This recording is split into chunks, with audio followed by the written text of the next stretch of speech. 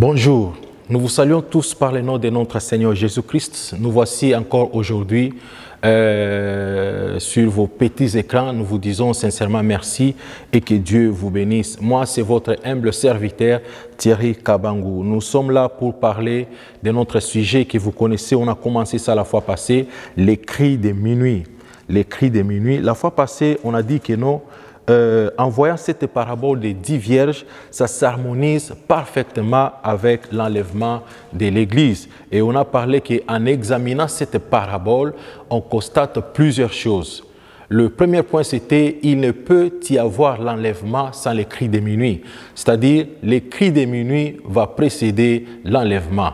Et le deuxième point, c'était que l'Église ne peut être enlevée tant que le signal n'a pas encore été. On doit d'abord avoir le signal avant l'enlèvement. Et le troisième point, c'était « Ce ne sont pas tous les croyants qui seront enlevés ». Le quatrième point, on a parlé, on a dit qu'une préparation est nécessaire, sinon toutes les 10 vierges auront été enlevés. Et le cinquième point, c'était c'est quoi exactement les cris de minuit qui a réveillé les 10 vierges? C'est la question qu'on se pose et par la grâce de Dieu, on va y répondre. Et le sixième point, c'était qu'il y a un intervalle entre les cris de minuit et l'enlèvement. Souvenez-vous, lorsque les cris de minuit, lorsqu'on a dit « voici l'époux, allez à sa rencontre », les 5 femmes sages et les 5 femmes insensées se sont communiquées lorsque les 5 femmes folles demandaient de l'huile aux 5 femmes sages. Il y avait quand même la communication entre eux. C'est pourquoi nous disons qu'il y a un intervalle entre les cris de minuit et l'enlèvement. Et le dernier point, c'est quoi exactement cette huile que les sages femmes n'ont pas voulu donner aux 5 femmes insensées? C'est par la grâce de Dieu que nous essaierons toujours de répondre à ces questions. Alors aujourd'hui, nous allons continuer avec le même sujet. Nous allons lire Matthieu 25 du premier verset jusqu'à 4.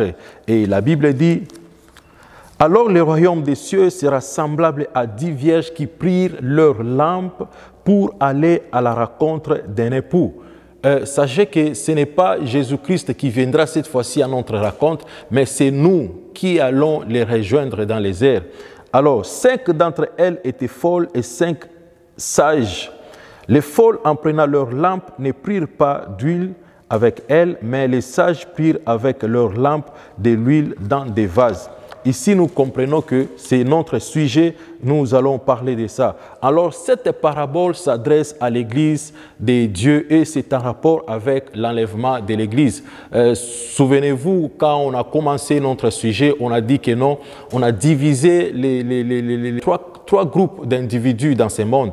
Il y a les nations ou encore les mondes, il y a les Juifs, il y a aussi l'Église de Dieu. Alors, on a dit que non, cette parabole ne pouvait pas s'appliquer aux Juifs parce que les Juifs, jusqu'à présent, ils attendent un Messie. Les Juifs n'attendent pas un époux. On a dit que concernant le deuxième groupe, la parabole ne pouvait pas s'appliquer au deuxième groupe parce que le monde ne connaît pas les choses que nous disons. Le monde ne connaît pas les choses du retour de notre Seigneur Jésus-Christ. Alors on a dit que dans ces jours-là, la parabole s'applique à l'Église de Dieu parce que c'est l'Église de Dieu qui est en train d'attendre son époux. C'est l'Église de Dieu qui attend l'arrivée, le retour glorieux de notre Seigneur Jésus-Christ. Alors, vous savez la différence entre ces deux groupes parce qu'il y avait 10 femmes, 10 vierges femmes, il y avait 5 qui étaient insensées et 5 qui étaient sages. Comme nous venons juste de le dire, les 5 femmes folles n'ont pas pris la précaution pour prendre des réserves d'huile. Et les 5 femmes sages ont pris la précaution de prendre des réserves d'huile. C'est comme ça que aussi dans nos églises, nous trouvons ce que nous appelons les chrétiens spirituels et les chrétiens charnels. C'est pourquoi Paul dit à Corinthe, vous êtes charnels parce qu'au milieu de vous, il y a des querelles, il y a des combats, il y a des jalousies, vous êtes charnels, vous êtes charnels. Et nous pouvons les lire dans 1 Corinthiens chapitre 3, du premier verset. C'est dans l'église de Dieu, il y a les bons blés, il y a aussi des livrets. C'est dans l'église de Dieu, il y a tout genre de personnes que nous trouvons. Alors, Au début, c'était un peu difficile de savoir qui étaient les vierges femmes insensées et les vierges femmes folles. Parce qu'on sous-entend que toutes les femmes portaient des longues robes blanches et deuxièmement, toutes les femmes, leurs lampes s'allumaient encore. En tout cas, c'était très difficile de savoir qui sera folle et qui sera insensé. C'est comme ça que dans l'Église de Dieu, l'Église que nous évoluons nous tous, c'est difficile de savoir qui ira au ciel, qui n'ira pas au ciel. C'est difficile de savoir qui sera enlevé, qui ne sera pas enlevé. C'est difficile. C'est la même chose quand nous lisons dans Matthieu chapitre 7, versets 24 à 27, c'est à propos d'une maison. La Bible dit qu'il y avait une maison qui était bâtie sur les rocs et une autre maison qui était bâtie sur les sables. Alors c'était difficile quand il n'y a pas de tempête, quand il n'y a pas de vent, quand il n'y a pas de vent violent. C'est difficile de dire quelle est la maison qui est construite sur les rocs et sur les sables. Mais quand il y a eu la tempête, quand il y a eu le vent, c'est alors qu'on a dit que non, cette maison n'a pas pu s'écrouler parce que la maison était construite sur les rocs et celle-là s'est facilement écroulée parce que la maison était bâtie sur le sol, sur les sables. C'est en quelque chose ce que nous parlons. C'était difficile de distinguer qui sera enlevé, qui ne sera pas enlevé dans nos églises. Et c'était aussi difficile de distinguer qui seront des femmes sages et qui seront des femmes insensées. Assoupie, endormie, elle pensait que notre Seigneur Jésus-Christ tardait à venir. Et pourtant, le message, ou encore le message du retour de notre Seigneur Jésus-Christ a été prêché depuis le commencement. Il y a de cela 2000 ans. On a prêché le retour de notre Seigneur Jésus-Christ. Alors, les 10 femmes vierges pensaient que notre Seigneur Jésus-Christ retardait son retour. À cause de cela, elles se sont assoupies et finalement, elles se sont endormies. Mais en réalité, heureusement, notre Seigneur Jésus-Christ ne tarde pas à venir parce que le jour de son retour est déjà fixé, parce qu'il y a une date pour sa naissance. Si nous lisons dans Galates chapitre 4, verset 4, la Bible dit « Mais lorsque les temps ont été accomplis, Dieu a envoyé son Fils, né d'une femme, né sous la loi, même le jour de sa mort était déjà fixé. » C'est-à-dire, Dieu ne fait rien au hasard. Toutes les choses sont déjà fixées. Le jour de l'enlèvement est déjà fixé, le jour de sa naissance était fixé, le jour de sa mort était fixé, c'est-à-dire Dieu ne fait rien au hasard. Si nous lisons par exemple Romains chapitre 5 verset 6, la Bible dit « Au temps marqué, Christ est mort pour les impies. » C'est-à-dire, il n'y a rien au hasard. Même le jour de l'enlèvement est déjà fixé. Dieu ne tarde pas à venir. En tant que des chrétiens, nous savons qu'un jour, Dieu viendra prendre son Église. Et tout ce que nous vivons maintenant, nous n'allons plus le vivre. Parce que la Bible dit, nous sommes des pèlerins, nous sommes des passagers. Nous sommes venus sur ce monde juste passer. Notre destination, c'est le ciel. Nous attendons un jour aller rencontrer notre Seigneur Jésus-Christ dans le ciel. Nous serons avec lui. À la plupart des églises, la plupart des chrétiens ont une attente passive au lieu d'avoir une attente active qui nous permet d'allumer notre lumière. Et cette condition d'une attente passive va changer parce que quelque chose est sur le point de se produire, quelque chose de très dangereux, quelque chose qui va bouger même les fondements de l'Église. Cette chose-là, bientôt, elle va arriver et ça sera très dur pour l'Église de Dieu. Alors, ces vierges femmes se sont assoupies et finalement endormies.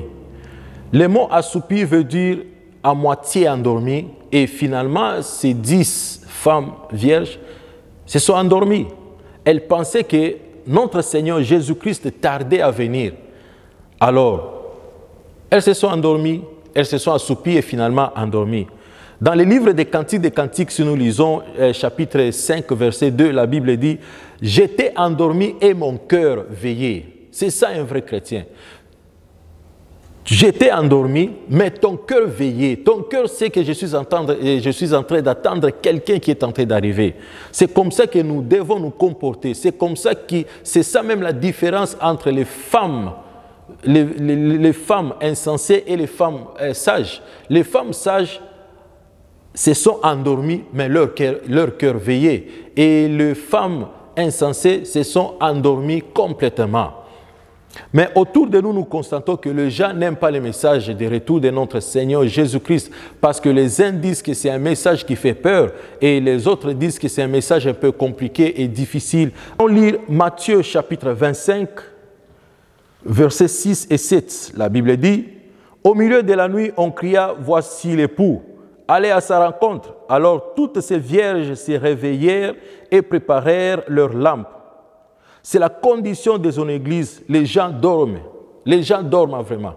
Comme ces femmes-là, elles se sont assoupies et finalement endormies. Les gens dorment dans nos églises. Au milieu de la nuit, autrement ce n'est pas les minuit sur nos montres. Ce n'est pas les minuit sur notre horloge. Mais c'est les minuit, c'est le temps où Dieu a déjà prévu pour que Jésus-Christ revienne et prenne son église. Parce que lorsque Jésus reviendra à minuit, après ce temps-là, ça sera déjà trop tard. C'est pourquoi vous allez remarquer, les 5 femmes insensées, lorsqu'elles sont parties chercher de l'huile, en rentrant, la porte était déjà fermée. Et on a dit, je ne vous connais pas, parce que c'était déjà trop tard, parce que c'était déjà après minuit. C'est-à-dire, les minuit que la Bible dit, c'est la date où le jour le Seigneur s'apprête à venir pour prendre son église. Alors, il ne peut pas avoir l'enlèvement sans les cris de minuit. Il faut d'abord qu'il y ait les cris de minuit, après l'enlèvement va suivre après. Et les cris de minuit vont séparer ceux qui seront enlevés et ceux-là qui vont rester. Alors Jésus-Christ ne peut pas venir à n'importe quel moment comme les prédicateurs le prêchent. Jésus-Christ ne peut pas venir à n'importe quel moment. Il y a des prédicateurs qui disent Jésus-Christ peut venir à midi, Jésus-Christ peut venir le matin, Jésus-Christ peut venir le soir. Jésus-Christ ne peut pas venir à n'importe quel moment. Ce n'est pas possible. Pourquoi? Parce que le Seigneur nous a donné des signes. Le Seigneur nous a donné des points de repère. La Bible dit, quand vous verrez ces choses commencer à arriver, alors préparez-vous, redressez-vous, levez votre tête car votre délivrance approche. Nous savons qu'il y aura des signes. Et ces signes-là vont nous montrer que non, Jésus-Christ va venir bientôt. C'est comme la Bible qui dit, Dieu lui-même a un signal donné. S'il y a un cri de minuit, c'est le cri de minuit qui va nous réveiller. C'est le cri de minuit qui va nous faire à ce qu'on puisse se réveiller. Il y a un écrivain, un Américain. Cet Américain-là, il a écrit un livre et pendant cette période-là, il y avait tellement, les gens ont beaucoup tellement parlé que Watson, c'est ça son nom, il avait tort. Alors, il a dit, Jésus ne peut venir à moins que 3 choses se passent, selon Watson. Jésus ne peut pas venir à moins que 3 choses se passent. Et la première chose, il a dit, il faut qu'Israël soit une nation. Souvenez-vous, les Israéliens ou encore les Juifs se sont dispersés dans le monde entier. Alors, Israël n'était pas une nation. Israël était pris en otage par les Palestiniens. Alors, le deuxième point, il a dit, il faut que Jérusalem soit sous le contrôle des Juifs. Il faut que la ville de Jérusalem soit contrôlée par les Juifs. Et troisièmement, il a dit, il faut que les Juifs s'établissent dans le pays. Parce que Jésus-Christ doit venir en Israël chez les siens. C'est-à-dire, il faut que les Juifs soient dans les pays. Il faut que les Juifs soient chez eux. Parce que si vous vous rappelez, toutes les prophéties de la Bible, c'est en Israël.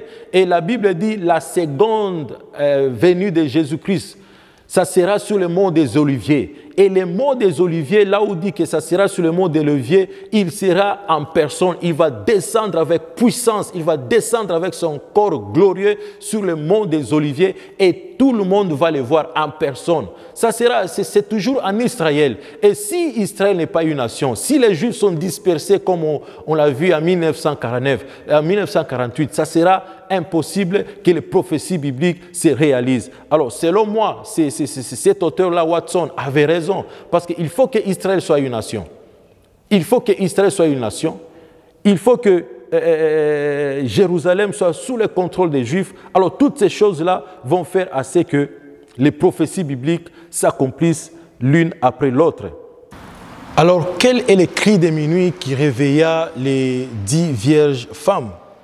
Vraiment, ce n'est pas une prédication particulière parce que depuis 2000 ans, Il y a des prédications, il y a des centaines de prédications qui ont été données par les moyens même de l'Internet. Il y a les gens qui suivent des prédications du cri de minuit. Chaque jour, on parle des cris de minuit. Chaque jour, on parle des cris de minuit. Il y a des milliers et des milliers de prédications. Et pourtant, il n'y en a jamais eu autant d'apostasie que ce que nous vivons aujourd'hui. Donc, le cri de minuit n'est pas un message particulier qui va réveiller les 10 vierges femmes, mais c'est quelque chose qui est sur le point de se produire maintenant, et c'est quelque chose qui va même bouger les fondations de l'Église. Alors, quelque chose qui sera très forte. C'est pourquoi il y a un auteur américain qui a dit qu'il y aura même les tremblements des églises. Ça sera un événement majeur qui va secouer même les fondements de l'église de notre Seigneur Jésus-Christ. Mais ça sera quelque chose facile à comprendre et facile à discerner. Et toutes les églises sauront que ça, c'est le cri de minuit. Il faut s'élever, c'est notre délivrance qui arrive. Alors, quel est le cri de minuit? Quel est ce signal qui réveilla les 10 vierges? La question est de savoir, est-ce que c'est quelque chose dans la Bible qui semble être facile à discerner, facile à comprendre, qui est en rapport avec l'enlèvement de notre Seigneur Jésus-Christ, où nous disons oui? C'est cette confirmation de l'alliance, c'est cette confirmation de l'alliance de 7 ans justement pour avoir la paix et la sécurité sur toutes les planètes de la terre.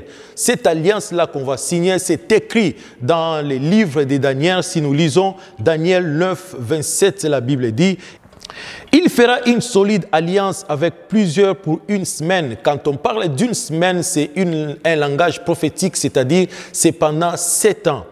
Et durant la moitié de la semaine, il fera cesser les sacrifices de l'offrande.